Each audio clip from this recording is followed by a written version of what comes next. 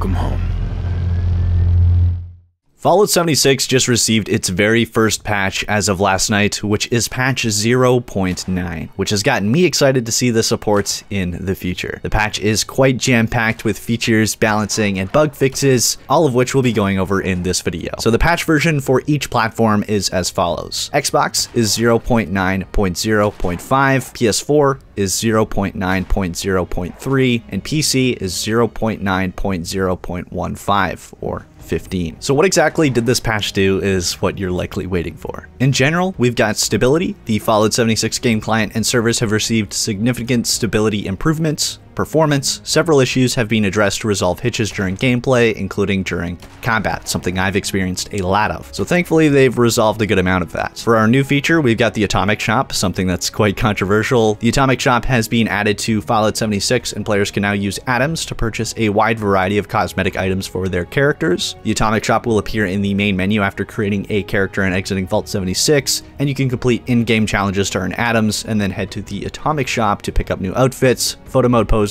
camp decorations, emotes, and much more. For balance changes, we've got balance changes for enemies. Damage resistance has received an overhaul, affecting balance across all creatures in the game. As a result, enemies that are higher level than the player are now more difficult to take down, and lower level enemies are easier to defeat. Something that I noticed was quite odd about the game. I would shoot a weak feral ghoul with a high-powered hunting rifle, and it wouldn't kill it. Some more balancing changes for enemies include enemy difficulty has been reduced in some areas of the forest and savage divide to make them more approachable for players, something I also noticed. And sprint, the amount of action points consumed while sprinting has been increased. For camp, crafting, and workshops, we've got power armor. All power armors have received balancing adjustments to reduce crafting requirements and repair costs. And for workshops, the amount of loot awarded per enemy wave when defending an owned workshop has been reduced. Moving on to bug fixes for things that some of you have probably experienced. We've got art and graphics. So for graphics, fix an issue that could cause water to appear a solid black. And another fix for graphics is fix an issue that could cause the game world to appear washed out unless the player adjusted their Xbox One color profile. For notes, text is no longer blurry when attempting to read a note in the Pip-Boy. And for photo mode, enabling photo mode filters on Xbox One no longer causes graphical corruption to display on screen or in snapshots. For audio, we've got voice chat, where they fixed an issue that enabled players in the team voice channel to hear and be heard by players who were not a part of their team. For camping crafting, we've got fixes for blueprints, including turrets in a blueprint no longer causes blueprint creation to fail. And for workshops, fix an issue that could award more purified water and stim packs than intended after successfully defending an owned workshop. For enemies and combat, we've got some fixes for enemies. Fix an issue that could cause players to take gradual damage even though no enemies were nearby. And lastly, we've got user interface fixes. First off, for challenges, build decorative furnishings in workshop and camps. 760 out of 760 now correctly appears in the social challenges list. And the very last bug fix in this patch is the perk menu has received performance improvements and should now run more smoothly on Xbox One for high-level players who have many perk cards. So Bethesda Game Studios is already patching out frequent bugs and performance issues in the game, as well as doing tweaking of balancing already. So I'm very interested to see how often they update the game the rest of the beta and post-launch. I'll be sure to keep you updated on every future Fallout 76 update from here on out.